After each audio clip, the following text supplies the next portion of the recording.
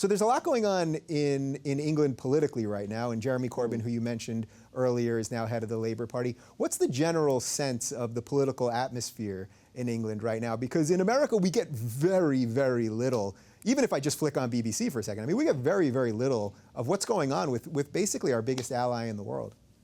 Yeah, it's interesting because we are facing the inverse of what's happening here with the phenomenon of the rise of Donald Trump. We've got Jeremy Corbyn, who is populist in the way that Trump is, but on the left wing of politics. Yeah. And it's the same discourse. And actually, that's why you have the horseshoe theory of politics. You know, that actually, ultimately, you know, left and right, they come and they end up, when they go to the extremes, meeting in the middle anyway. Yeah. Mussolini's fascism, I'm not calling Corbyn a fascist by any means, but Mussolini's fascism was a left-wing phenomenon that emerged into totalitarian fascism. So they end up meeting. And the reason that, so if you look at Corbyn and Trump, what they both have in common is their anti-establishment approach, is their total disdain for politics and the way that things have been going on. They want to change the status quo. They're playing on popular anger, which in many instances is there for legitimate reasons, but in other instances it's playing up the identity politics. They identify the other, so in Trump's case, the Mexicans, and the wall, the silly idea of building a wall that he wants. You know, identifying the other and allying with some unsavory people to achieve that. It's all part of and parcel of the politics of our times. And across Europe, we're witnessing this phenomenon with the rise of far-right populist parties. And in Greece, we had Golden Dawn. Now we've got Syriza, which is a far-left populist party. And in Scotland, we had the Scottish nationalists who wanted to break away from the United Kingdom, and the other for them were the English. So because for whatever reason, people are feeling particularly vulnerable and insecure, they're rallying around identity politics and defining themselves against somebody else. And I think that's it's a very unhealthy way to engage in politics, and it leads to more division, which is what we see playing out across the world. Yeah, not only do we see it playing out across the world, but now, you know, we have this massive refugee crisis, which you guys in Europe are having to deal with much more than we are in the States. Now, Europe already has a huge problem with integrating their immigrants as a general rule, especially in Muslim communities, right? So what do you make of what England or what the rest of the EU should be doing or can be doing with the refugee situation? I think the important thing is integration. I would caution people, and there will be, you know, in the United Kingdom, we are overdue an ISIS attack. So not if, but when ISIS chooses and decides and is capable of striking in the UK, I would urge people not to blame the refugees. These are people who are, in some cases, who have fought ISIS in Syria and Iraq and have fled since then, or in other cases who are fleeing for their lives because they disagree with everything that ISIS is doing. Of course, you know, among them there may be one or two fighters, but that's neither here nor there, because 1,000 born and raised British citizens have gone to join ISIS anyway. So they're finding it easy enough to recruit from UK-born citizens, let alone having to sneak them in with refugees. So if there are attacks, I would urge people not to blame these poor, desperate refugees who need our help and our sympathy and our understanding. And what I would say is important to consider for governments, on the other hand, is not to repeat the failures when what you mentioned, integration, wasn't seen as important. And so what we ended up developing in Europe and in Britain, I can speak to, were these self-segregated communities that didn't mix with one another. And they grew up, you know, it's possible in 2015 to be born and raised in London as a Muslim teenager and not have a single non-Muslim friend, nor a single friend from the opposite sex. And I just think that's not a healthy psychological state to be in. So I would encourage governments to have really, really robust and strong integration policies. Yeah. Do you think that's even possible because they're already dealing with the integration problem that exists? It seems to me that the conversation has been dumbed down to the point where if you say anything, if you were to say, well, we shouldn't bring in more refugees right now, that people would immediately call you racist, which the truth probably is somewhere between, you know, there's obviously a certain amount of people who are going to be xenophobic no matter what, and then there are also some legitimate concerns about what this can do to societies. But we so rarely have this conversation, right? Yeah, and it's, you know, at the end of the day, the immigration conversation is a bit like the Islamism conversation, that it's immediately shut down, and accusations of bigotry are the first, recourse, if you like, of those who want to shut that conversation down.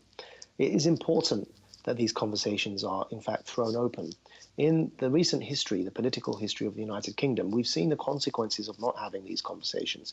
Because when these debates were shut down by the mainstream parties, what happened as a result is the rise of two groups, one a street protest movement and the other a political party. The UKIP, United Kingdom Independence Party, that wants to break away from the European Union, it wants to end all immigration. That party, which started taking chunks out of the Conservative support base, arose at lightning speed in the UK, headed by Nigel Farage, precisely because the main political parties didn't want to talk about racism.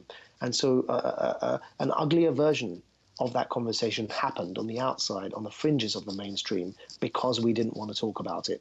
And the other thing that happened was the rise of the English Defence League, the EDL. So what had been Europe's largest street protest movement began organising rallies and demonstrations up and down the country because of the conversation about Islamism.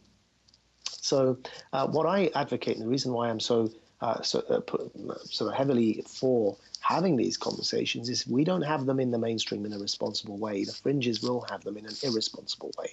And that's the danger of the Voldemort effect that I refer to. Yeah, and that's very much what I'm trying to do with this show, which is why I'm going to have people from all over the political spectrum here, because we need these conversations. So just one more thing on the refugee thing. What do you make of the Arab countries that basically aren't taking in their brothers? I mean, I think Saudi Arabia has let in maybe 30 families or something. All these countries, we're seeing Egypt's not letting anyone in. Turkey has done a lot. Turkey's not an Arab country, but all these countries that are doing this. What do you make of that? So we got a caveat here. It's the Gulf Arab countries that have let in zero refugees, whereas Jordan, Lebanon, and these surrounding countries that aren't Gulf Arabs have millions, of refugees. And so there is that distinction to be made. Jordan is overflowing with refugee camps and tents, and so is Lebanon. Sure. But the Gulf Arabs, the Emirates, Saudi Arabia, these countries, Kuwait, they think that actually they think that their responsibilities have been met simply by providing funds to the refugee camps. And I think that's a particularly interesting point there to look at as to the just as with the Syria conflict, there are certain responsibilities that the regional powers have to deal with conflict in their own back gardens and in their own region. And unfortunately, that hasn't been happening. On the one hand, we complain when the international community, led by the United States of America, intervenes, and yet on the other hand, when no intervention is forthcoming, we complain because we're saying that no one cares about all the women and children and innocent men, civilians who are dying. And actually, the only way around this is to say, okay, if you don't want international intervention, then take responsibility for your own region and intervene yourselves. And that applies to refugees, and it applies to the war in Syria, and dealing with that through political and diplomatic and military means. And I'm very critical. Unfortunately, I don't think these Gulf countries have been doing even nearly enough in this regard. And by the way, I don't want to just blame the Gulf countries or any of the Arab states, because we just saw at the UN in these last couple of days, there seems to now be this new alliance between Iraq and Iran and Russia. And again, as to what you just said, the more the US pulls out, it seems the worse it gets. And every time we go in, we seem to make it worse. So there are no easy answers here, I think, is the ultimate conclusion. So I have one more thing for you, because I've been trying to end all my interviews on some sort of feeling of hope. And actually, you've done a nice job of giving us some hope this whole way through. But I really sense that there has been, over the last couple months, a real secular awakening. I sense it in the response I'm getting to the videos, the Facebook messages people are sending me, emails, the tweets, the whole thing, that secular people that want to base their values on humanism and not on magical sky gods and all of that stuff, that they're really waking up. And I think you've had a part to do with it. I think Sam, I think many other people. Do you sense that too? Please tell me you do, or I'm in a lot of trouble. I sense particularly that more what voices that I call the minorities within the minority. People on the left that we've spoken about earlier, they traditionally care about the minority communities. But actually, I'd say to them that if they're really worth their salt, if they really want to test their mettle, what they should be caring about are the minorities within those minority communities, the gay Muslims, the lesbian Muslims, the ex-Muslims, the liberal Muslim voices, the feminist Muslims, and the minorities such as the Christians in Egypt and the Yazidis in Iraq. So those minorities within minority communities, I sense, have been rallying and waking up and galvanizing. I think I sense more and more Muslim voices coming out to speak against not just Islamism, but also Islamic religious conservatism. And we get messages every single day. We get people asking to join our organization, to help us, to work with us. And I think that's really, it's fantastic, because if we're going to really defeat the scourge of theocratic fascism, and if we're going to help reform the way in which Islam is interpreted today, then those voices are really the crucial voices that we need to hear from. Yeah, well, you've been a huge part of that, so I thank you for taking some time while you're in New York. Your book with Sam, Islam and the Future of Tolerance, is already sold out. The pre-orders are already sold out on Amazon. It's coming out in a couple days in the bookstores, right? Yeah, it will hit the bookstores very soon, and then everyone hopefully will be able to get a copy. And then actually after that, the Kindle version will come out too.